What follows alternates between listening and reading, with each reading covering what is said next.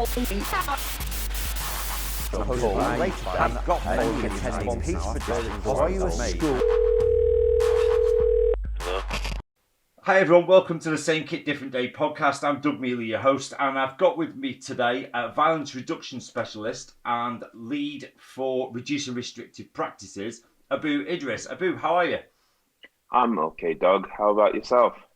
Yeah, good, excellent. Yeah, still waiting for the lockdown to end. Obviously, as we see our clients overseas coming out of lockdown and getting back to things, it's quite difficult. What about yourselves? How's the lockdown affected you guys? It's been up and down really because as myself, I still go into clinical practice, Yes. supporting staff at the coal face. It's been very challenging, one of those up and down moments, as you know. It's new, no one has experienced anything like this, so it has been a bit up and down, but it's starting, and it has for a couple of weeks now, starting to settle down, people getting used to the way of working. Yeah. But it certainly hasn't been easy. I can pretend that it's been all easy all the way. Yeah, I mean, sometimes as professionals, we're told to be like swans, aren't we? Serene on the surface, but flapping underneath.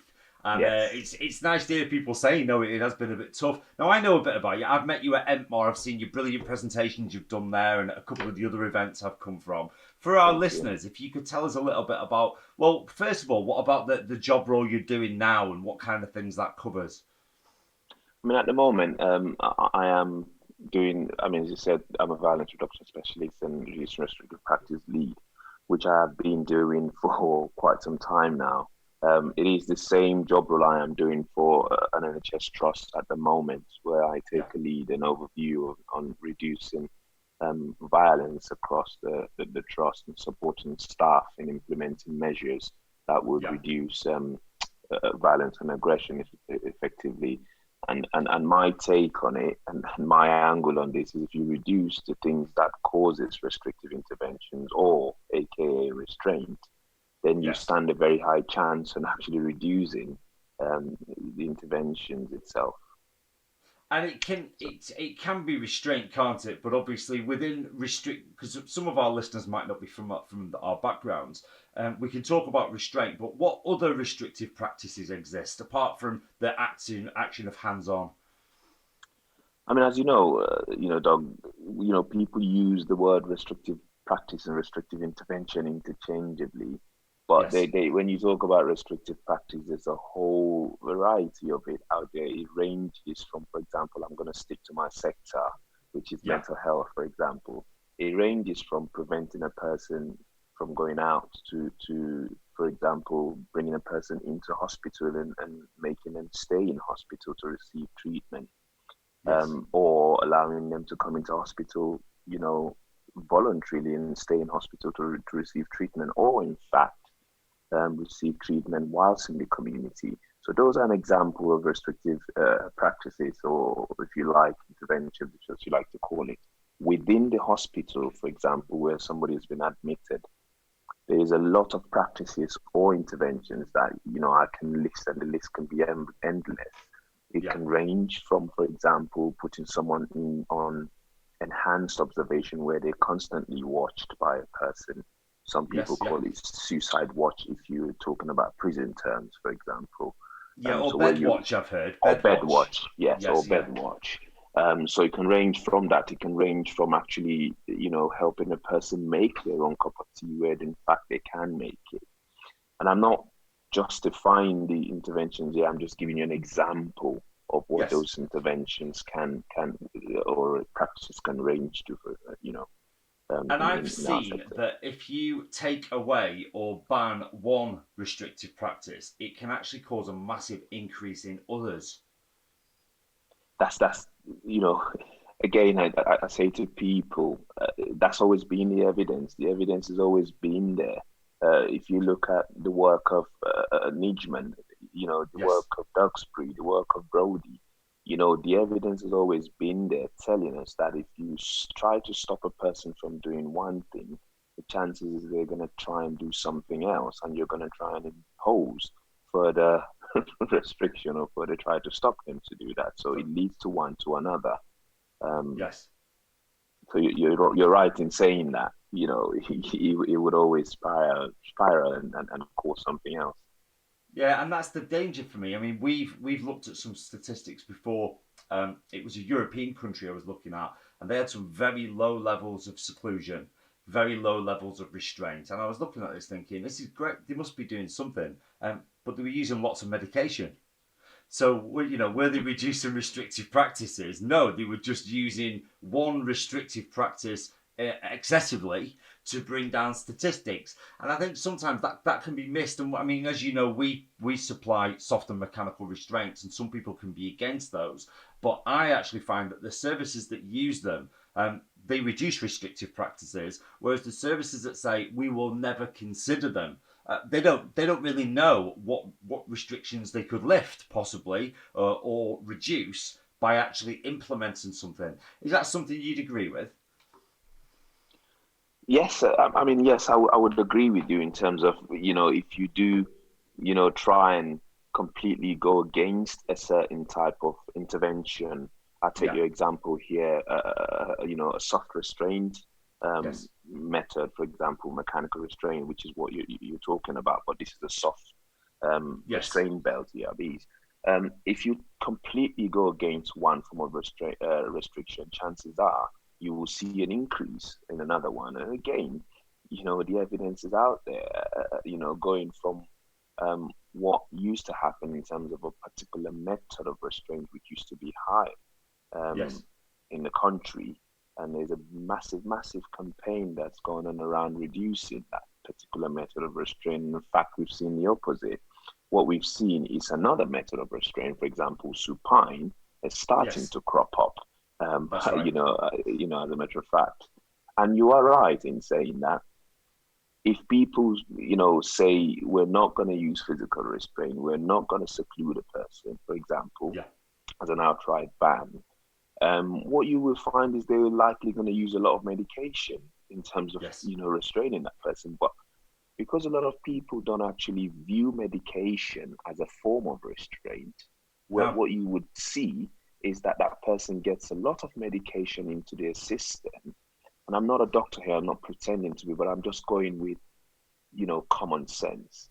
When you give Yeah. someone so much of something, it gets to a point where that then becomes ineffective.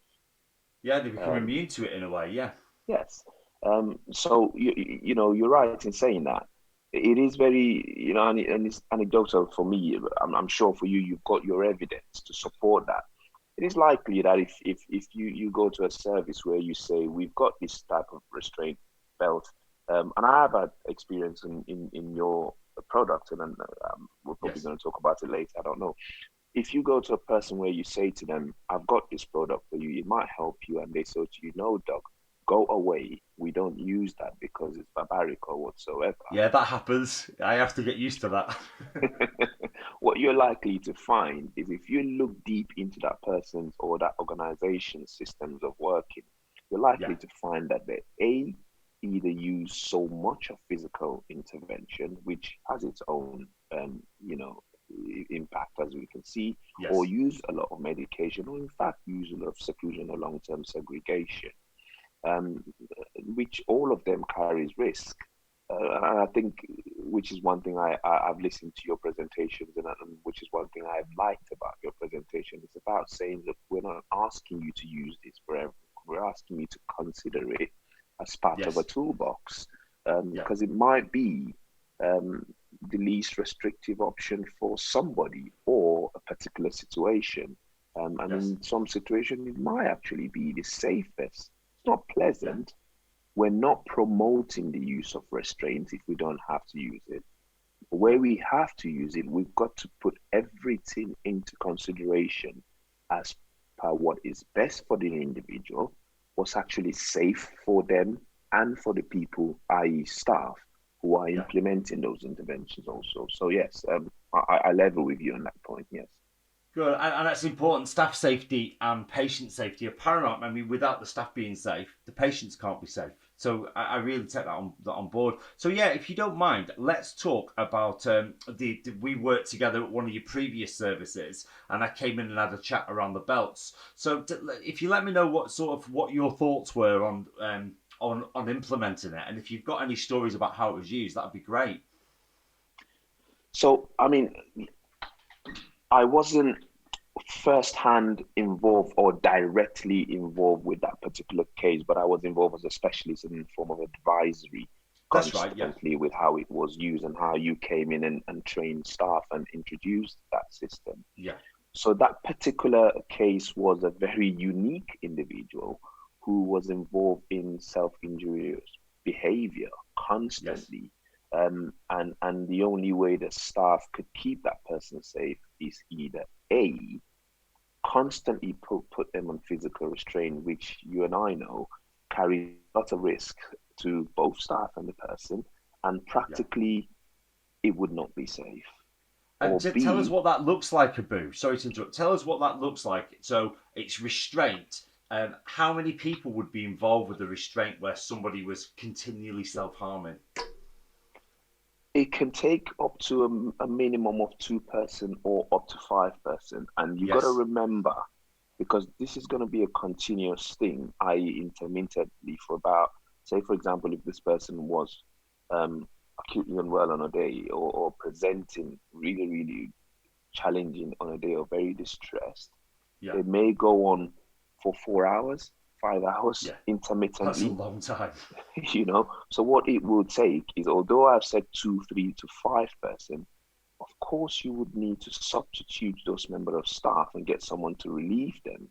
So it Yeah. can't take more than 10 persons, or if you like Of 15, course. because Yeah. A they're team. gonna Yeah. need to, yeah, they're gonna need to take over. And where would you expect a service to have that number of staff for one person, let alone, you got to consider that they've got to look after other patients who are actually on the ward as well. So if they're going to take that amount of resources to look after one person, physically holding them, which again, I repeat, can has its very, very downside in terms of risk. Yeah. Where would you then expect them to get the resources to look after the other service users? Yeah, and we talk about staff injuries. We also need to sort of touch on staff burnout, don't we? Because being that close to someone in such an intrusive position, as you say, for perhaps 4 hours, not only is it physically demanding, it's got to be mentally draining for you. 100%. I mean, before I became, got into this field, I've worked on the wards for years and, Yeah, over, 13 to 15 years in frontline looking after patients. I have been, unfortunately, involved in physical restraint more than a number of times. Um, so I can tell you firsthand, and I still do even up to date now and again where we have to, I can tell you firsthand that it's very, very physically draining, yeah, emotionally draining, okay? And, psychologically, you just don't know what to do, especially where this person continues. So you talk about burnout, 100% you will get that burnout as that person carrying out that restraint. And the longer the restraint goes on for, the more you start to lose your calmness, if you yeah. Your like. composure. Yeah, Yeah, if I don't know if you had sight with Cam and Brody's recent article about teacher compassion. yes, It talks about what, for example, people providing care. There's only so much of, burnout and stress they can take on to be able to provide the effective and safe care that is required. So 100% burnout will take its toll on staff, yeah. and there's a likelihood for error to start to happen, even if they don't intend for it to happen, for example. Yeah, I agree. And so based on the fact there was a prolonged restraint going on, we were asked to come in and do sort of a short presentation on it. And I think there was quite a few of the contraindications with this patient, in the fact that she already had injuries in the first place. So we had to sort of manage around those injuries. People were having to restrain around the injuries, and then we looked at different ways to use the belts, and we sort of went on from there, didn't we? Yes. So again, this is a person who's involved with hurting themselves, for example. I Yeah. use that word. So you came in with your team. You looked at the risk assessment. Um, a brilliant effort as well from the staff who are looking after this Yes. person for them to actually come forth and say, look, we have exhausted all options here, Yes. and this is what we think would help, which is the restraint belt and Yeah. equipment that you and your team introduced to the staff team, which they found really useful in terms of using, which helped them reduce the number of times they would have to hold this person physically. Yeah. And this is not just about the staff, I must stress. This is No. about the person who's been constantly physically held and stopped from, further causing injury to already existing injury that they had. So Yeah. this is about that person, what is best for them as well, and what is in fact dignifying, in my opinion, Yes. to do. So you and your team came in and introduced those equipment to the team, which the feedback was absolutely brilliant in terms of what Good. the staff team found in terms of implementing it and how effective it was for them in managing that particular person. It was really interesting to hear, like you said, the feedback from the staff about how they've implemented it, and sort of that it became part of the pathway to recovery. And at first, exactly what you said. Come in, have a look. No, go home, Doug. We don't like it. We don't want that in our place. The initial discussions when the staff came in, there was a few people sat with arms folded, and there's a few people that they were quite sceptical about the idea of what they thought might be going back into the dark ages. This isn't what we use here. This isn't the kit. And I think until you've seen aspects of soft restraints, and until you've actually had a go with them, and from a perspective of somebody who's involved in a prolonged restraint, saying, look, this might end this, I think that cognitive bias will exist, won't it? And I think it's shared by a lot of people outside of our sector who haven't got experience with soft restraints, that it's just a bit archaic and it's the wrong direction. Again, you're spot on there. I mean, we sat here in the UK talking about how barbaric soft restraint is or Yeah, mechanical restraint is. You and I know you go to Europe, yeah, they'll tell you we in the UK are barbaric for physically holding people for that's as long right. as we are holding them. So, Yeah, again, you mentioned about cognitive bias. It's all in the way that we educate people and we make people understand what restraint is. yes, If you tell a person that if a child is growing up, for example, you constantly tell them never hold a person with your hand is barbaric, a child is going to grow up thinking that way and yes, not be open to any other thing. If a child is growing up and you tell them that the only way to safely hold a person is by putting them on a mechanical restraint, i.e., soft restraint, that child will grow yes, up thinking that's what's best. It's about opening people's horizon or people's thinking to a principle, which is what I've always promoted. yeah, Teach people and educate people about the principles of doing something. So when yes, they're faced with a situation or scenario, they're able to use what is best to manage yeah, that situation safely. It may be physical restraint, it may be the use of certain medication without the use of physical restraint, or in fact, it may be none of the two but the use of belt. Or it yes, could be the use of belt for a short period whilst we stabilize that person's mental health using certain types of medication as opposed to constantly holding them.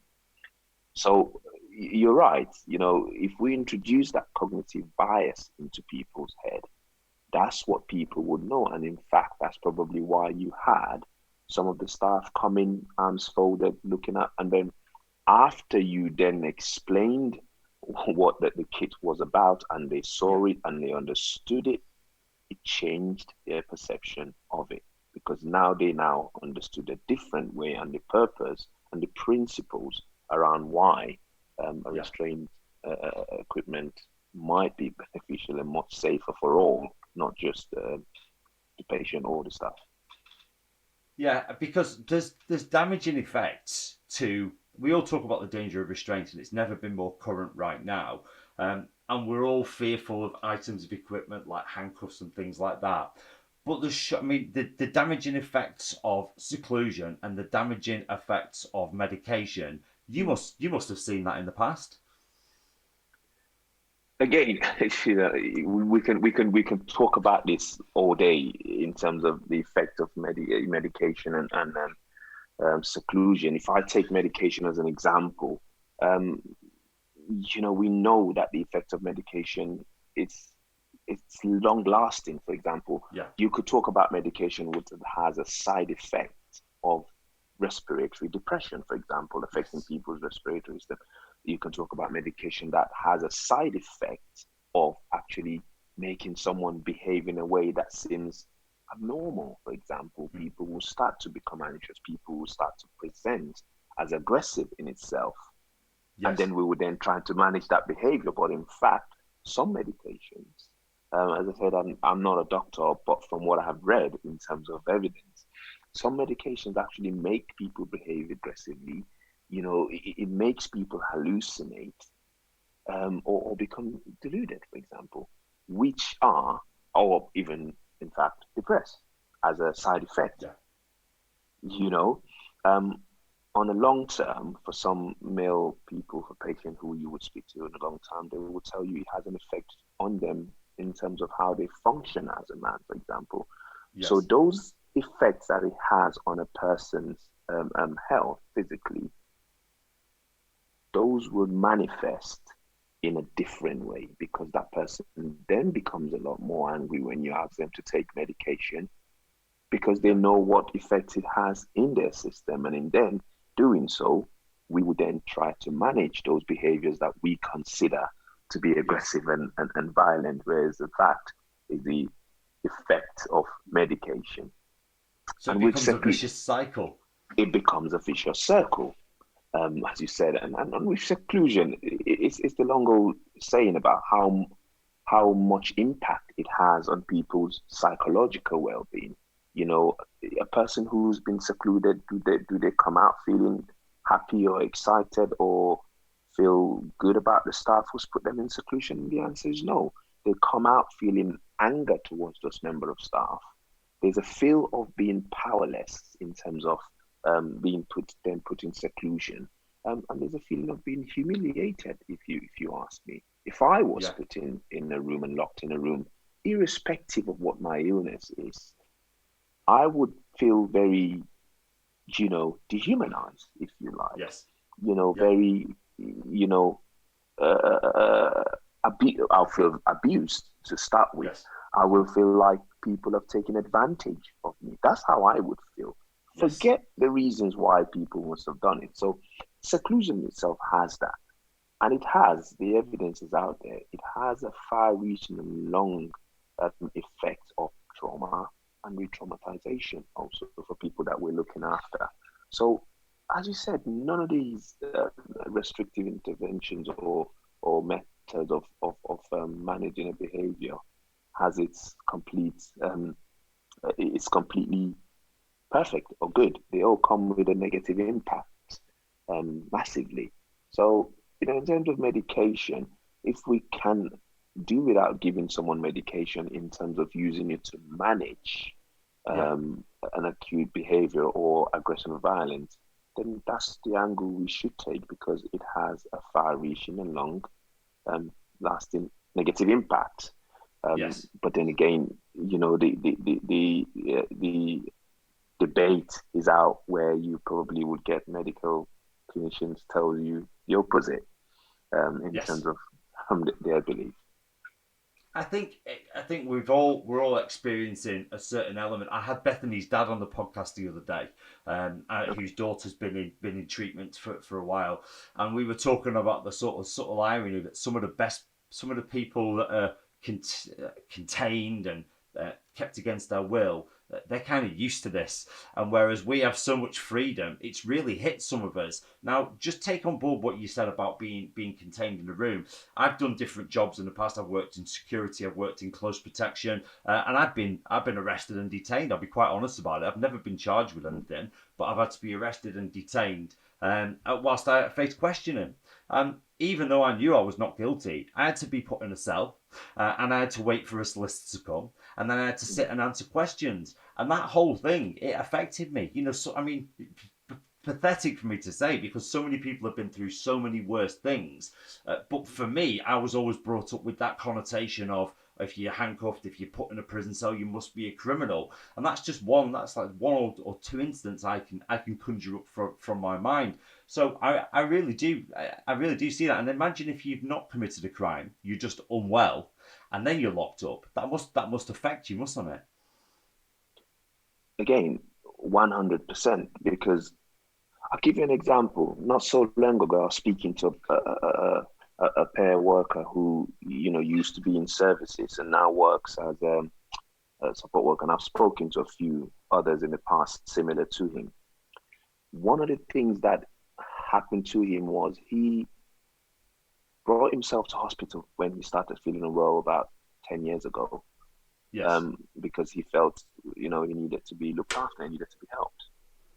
What transpired when he came to hospital was he said in his own words, the next thing I know, I was put in a room and I was locked in a room. And when I asked why you've locked me in a room and I want to come out because I didn't think I should be here, I wasn't being aggressive to anyone. I wasn't trying to assault anyone. I was just unwell. I brought myself to hospital. Why are you locking me in a room? The next thing I know, as I tried to get out, I was held by about 5 staff and pinned down to a chair for a very long time. Yes. And from there on, the police were called and I was taken to hospital for admission. And he said in his words, that incident and that event made him cause him a lot of distress so much that he now no longer from then on trusts the system. No. Because he came for help and it ended up that way. And he felt that why would I now get up again the next time I feel unwell and go to hospital for help? That's just one example. How would that person feel? I've spoken to a lot of expert by experience in the past, and they would describe to you the number of times that similar things while either an inpatient has happened to them, for example, and how they view it. You gave a really good example, Doug, about yourself and the police. I do travel a lot back to Africa every year and, to see my family and things like that. And you're driving, I'm driving. I do get stopped sometimes by the police to check on a document or to just ask you questions here and there, which we all know is something that happens in Africa. When I get stopped, I'm fine. Yes. When I get asked for things, I provide them. What gets to me is when you get the policeman continues to detain you there to ask you for things they shouldn't be asking for, or to bring up things that shouldn't be, or in fact, on multiple occasions, they would have hold of your driver's license and your car document and say to you, you're not going anywhere until you come and speak to our boss. I go, why? You've looked at my document, everything is intact. So you're detaining me unlawfully. Yeah. I get enraged and I actually try to put up a fight, but I can't. Your wife tells you off. My wife does the same to me. She does. But I can't. Because if I do, I get into more trouble because they're going to find something. They're going to detain us. I kid you not, Doc. The first time I'm going to share this openly. I've been shot at in Nigeria by the police as I drove away from a situation like that because I was angry. I was irate that they have got no reason to stop us. And I was driving away, me and my 2 friends in the car, they shot at us. Yeah. And I had to speed until we drove for another 2 minutes to realize that my tire had been hit and it's gone flat. And I That's kid like you something not, from a movie, Abu. I'm not. I kid you not. If my two friends Wow. could hear this now, they could Yeah. attest to it. The police people came after us and put a gun to our heads on the streets as though we were criminals and asked us to lie down on the floor. Wow. My And that was saving just grace, for that nothing. was just for refusing to listen further and say, look, you've asked me for my papers. I've shown them Yeah. to you. You've seen them. Why are you keeping me here? I'm driving off. Yes. And when they came to us, dog, and this is the best part, they said to me and my friend, we would have wasted you, shot at you, put guns by your side, and call you armed robbers. If we don't have a gun to put on your side, we would have called you robbers and your lives would have been to waste. Why did you drive off? There's I just was no. You can't trust a enraged. system like that, can you? I was enraged. That's just one example. So, it's just going to describe to you that when you get, the reason I'm saying that is when you get stopped and Yes. or you get detained or put in That's right. somewhere And you know or you've done nothing restricted, wrong. Yeah. you know you've done nothing wrong. Yeah. So that's just an example again of how people It's an must feel. amazing example. It beats my little locked up story for restraining protesters. No, but you take that and put that in the UK. So you take that from another country that perhaps hasn't got the same human rights record as us, Yeah, but then exactly the same. You present, you go to ask for help. You maybe think you're going to have some counselling. You maybe think you're going to have a cup of tea with someone. You maybe think someone's going to give you a magic pill that makes you feel better. But instead, like you say, you're locked in a room. You're told you can't go home. You're told when to sleep, when to eat, what to watch on TV, and we're then surprised when people exhibit behaviour that challenges. Well, of like you course. say, behaviour that challenges comes from the very system perhaps that they're part of. Yeah. So, talking of broken systems, one of the main reasons I wanted to get you on was to talk about the George Floyd case. Now, I've been getting different perspectives from different people. You probably know my view on this, but kneeling on someone's neck is wrong. A 5-year-old will tell you that. Ask a child, what shouldn't you do when you're playing? Don't kneel on somebody's neck. Kneeling on somebody's neck for nearly 9 minutes as they beg for their life with bystanders screaming at you to stop. In my eyes, that's murder. You've seen the video, you've seen the clips. How's it made you feel about? You know, I don't want to sound too calm about this, but No. I take things from two perspectives Yeah. also. That video, when I watch it over and over again, tells me one thing. Police officer knew what he was doing, but I don't Yeah. think he believed that George Floyd was going to die. Okay. I don't think he believed. He thought that I'm going to do this. From the look in his eyes, he thought, I am going to do this irrespectively. You guys don't tell me what to do. I don't There was think he, disregard. Yeah, there was complete yes, disregard, and yes, Tony picked up on that yesterday when I spoke to him, and he said it's that look in his eye, and I think, yeah, maybe murder's quite a strong word for me to say, but I think you may be right. I think we're maybe, and that's sort of where it's going, sort of the third degree that we're talking about. Maybe that's because he's done it before. Maybe it's because he's used that knee on the neck tactic or that heavy restraint tactic so many times before, and just he's been looking at the people who have been resilient enough to do it. And like you say, if you do something enough and you get the same results, you're gonna expect the same results last time. And I think maybe he was shocked as he lifted the lifeless corpse of George Floyd up, because he didn't mean to do it. Maybe. confirmation bias. Yes. That's what you just described there. Yeah. Somebody probably told him somewhere that if you put your knee on someone's neck, irrespective of what the evidence is, they're not going to die. So he's Yeah. probably done it more than a few times, and he's thought, well, they didn't die. So actually, I'm going to keep doing it, Yeah. not taking into account the other things. Now, we've talked earlier, Doc, about how people feel and how people are in a situation. And I've referred you back to Teacher Compassion, the work of Brody. Yes. Look, I'm not making excuses. We need to go back and look at why that did what he did, and what gave him the confidence. Yeah. What gave him the confidence to do that, not only in public, but No. in front of his colleagues who stood Yes. there and watched him? What gave him the confidence? Now, he knew he was being filmed. He still didn't take his knee off of George's neck. He knew. No, he pressed on harder. I think. I think he And, lent his weight in further. He had his hand in his if you pocket. if you look at the hand in the pocket, when I looked at it closely and I zoomed it, I can almost say, I've got no evidence here. This is just me in my experience in terms of restraint. I can almost say he's using his hand to push his legs even further down onto Yeah. George's neck. Yeah, That's just me supporting looking it. at the, Yeah. yeah. We've all supported our weight in where we're kneeling on the floor, restraining There you somebody, go. and I know There you exactly where go. you're coming from. It's a comfortable position to raise your spine up and push down Yeah. through the glutes. Yeah. So again, my question, I always use this in examples when I teach. I always say we focus so much on the outcome.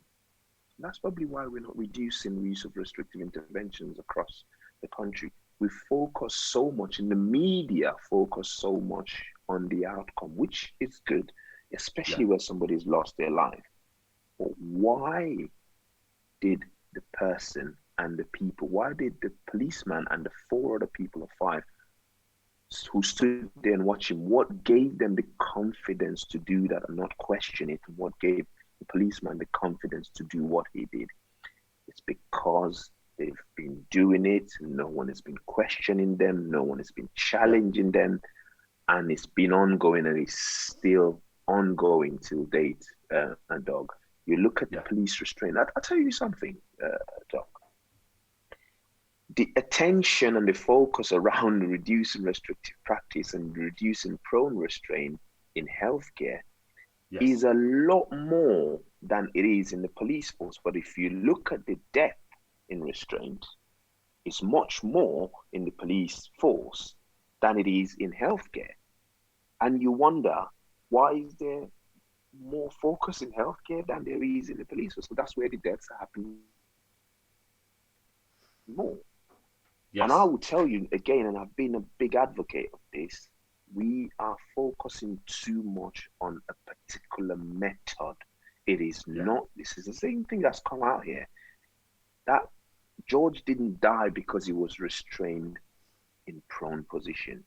No. He died because of the people or the person and what he did. Yes. Yeah. But You know, whenever I see these panorama undercover investigations and I see people saying it was this technique and it was that technique, it was the people. It was the people, 100%. plain and simple, abusing their power. And I think you're right. Chris Rock said something on his stand-up, and he said, people are saying it's just a few bad apples.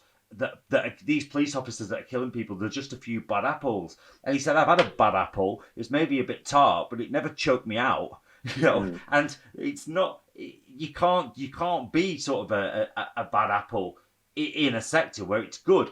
I think it's a sector or a culture that allows. But in fact, if you're not a bad apple, you won't flourish. If you don't fit in and you don't sort of go along with this, because why didn't those other officers call him out? I'm all for having the officer prosecuted. I'm all for that. But why is no one really taking heat? Questioning with the people that were there that stood by and watched this happen, aided and abetted more than anything. There was another camera angle which showed a scuffle in the vehicle. So we're not just talking about a 9-minute incident with the knee on the neck. We're talking about something that went on before this. And as we know, a prolonged struggle, that's what increases the risk of positional asphyxia. And my concern is we get too hung up on where the knee was on the neck, and then the next thing it's, he had a lapse in concentration. If we get too hung up on the actual technique, we forget about the poisonous culture, don't we? 100%. 100%. And again, we can go into technicalities and going into what shouldn't have been done. I think it's been Yeah. analysed enough in the media, and the police officers, I think, have done it justice. But just to bring in some light, he was already handcuffed. Yes. If you look at the video, he was already handcuffed. He was sat Yes. down and he got up and he looked a bit off his feet as well. What Yeah. can he possibly do to anyone in that state? He Yeah. was already handcuffed. Did he need three, two people to still hold him down and pin him down and put? Even if we take away the knee on the neck, we Yes. talk about proportionality when we teach use of force. If we take away the knee on his neck, at what point did he need to be held on the floor? Exactly. Yeah. Exactly. There's just He's in it handcuffs. beggars belief for me. Some people have said to me it's not an equipment issue, and I'm like, yeah, you know, I'm always very careful about how I talk about restraint related deaths because I never want it to look like, oh, if you used our equipment, this wouldn't have happened. I would fear to give officers like that any aspect of our equipment because I worry about how they're going to use it. You know, they clearly can't use handcuffs. They've used handcuffs as a method to continue the abuse and to continue the torture. So for me, it's a more of a universal thing rather than trying to get hung up on one technique. 100%. And you're right in talking about your equipment. And I'm like that. And I've taught a number of people in my years as an instructor. Yeah. Every time I teach a person, I'm always afraid that please don't let this person one day go and restrain a person that not even go as far as the person dying, but just as far as the person getting hurt. I always have that at the back of my mind. And I always say to, my delegate, I say, look, you're only taught this physical holds because we need to teach you it. I said, if there's a way where we shouldn't, and I can't teach you it, and you could be safe, that's what I would do. I said, Yes. so I say to them, look, always make sure that is the last resort and do everything possibly to not use it. When you use it, only use only as minimum. I always say that because I'm always at the back of my mind thinking, I've just taught people something that is likely if someone uses it Yeah. inappropriately, there's a culture somewhere where it's being used inappropriately, that someone could get seriously hurt or abused with it. Yes. And that always stays at the back of my mind. Now, when we look into officers training also, I'm sure, or I can almost bet my life that anyone who trains people wouldn't want for them to use technique that would cause that. No, we'd like to think so. I Yeah. I can almost guarantee that putting a knee on someone's neck is not part of a taught method of restraining or detaining someone. If it is, as I say, Yeah. it wouldn't be. If it is, it wouldn't be proportionate to use that on a person who is in handcuffs, lying on the floor. No. No, exactly. We talk about necessity and proportionality. He was in handcuffs already. Anything further than that is abuse. I mean, we look at the door supervisors and we look at the mental health sector, and I would just like to draw comparisons between the training we have and the training over there, kind of to hopefully rule it out because you want to think it's officers' actions, but is the training over there fit for purpose? And I think some of my other guests we've talked to have said no, I don't think it is. I think officers are so trained about these snap judgments and to treat everybody as a criminal, and it becomes ingrained in their sort of daily existence that we've got to protect our lives. Even with that said, 9 minutes on someone's neck, there's just no justification for it. Yeah, again, we can go around that, but yes, in terms of the training that they receive, I couldn't comment on that because I don't know what sort of For training sure, yeah, I don't they know for receive. sure if Um, it isn't there. yeah, what I would say, however, is as we've constantly said in this, discussed, it's sometimes not the training, it's the culture, it's the Yes, people, it's yeah, how it's used. You've said it yourself. You wouldn't want to give your equipment to an officer like that no, because you would fear for how it will be used. Now, if God forbid an equipment is used, not yours or anyone else's, is used where it's been involved in someone dying, yeah, the person who's giving that equipment will be, worried. But yes, would we say that it is that person's training that killed the person, or would we say it's the people who were implementing that training? In this case, the implementation went wrong Yes. Yeah. I mean, completely. this. Sorry to interrupt. This brings me on to the restraint reduction network, and I think the restraint reduction network. I think it's great that it's now shining a light, saying, let's have a bit more of a focus on avoidance. Let's have a bit more of a focus on the trauma informed care. And through those exercises, we can all go in a gym and train physical intervention, and we can Mm. all learn holds. And for me, when refreshers come up, a lot of organisations, care homes are guilty of this, schools are guilty of this. They're like, we need our update, we need our physical skills update. And I do agree that every 12 months you should have a physical skills update. But if that jeopardizes the amount of training time you've got to put in things like trauma informed care, safeguarding, etc., then that's going to have an increase in restrictive practices, surely. Again, Doug, this is another ground, that we could open quite enough stuff. But before I say anything further, you're right. I would echo you in terms of the work that the Restraint Reduction Network are doing, Yeah. and this training standards, intention. I Yes. use the word intention. Yeah. They are of the best intention in doing what they would want to do to ensure that such training, any such training is safe. Yeah. But if, for example, any training, as you said, any organization who focuses more on just the physical aspect runs the risk. We've seen it happen in the past. Yeah. Runs the risk of getting people to focus more on physically holding people than the trauma-informed element of it, the causation, the behavioral support, the understanding of the behavior. These are all things that we should do more of. Yes. And now, of course, the risk associated when you hold someone and the principles around use of force and the law, necessity and proportionality, the likes of it, and dynamic risk assessment, all of the likes. These are things that should be focused more on as opposed to physical intervention. Don't get me wrong. I'm not pretending here to say that we haven't done the opposite in the past, but we No. know better now. Yes. We know better now.